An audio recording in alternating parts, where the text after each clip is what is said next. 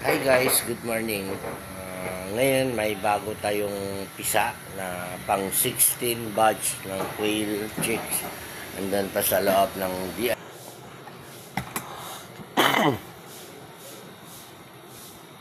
Ay! Ay!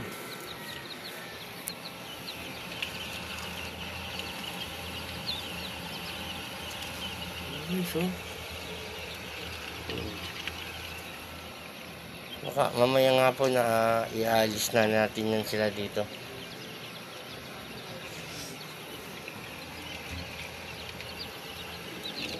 Oh.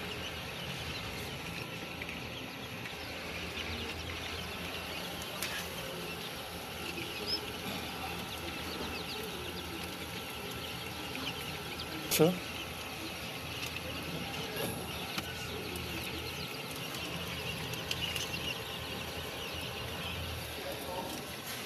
guys, dito lang muna yung video natin guys.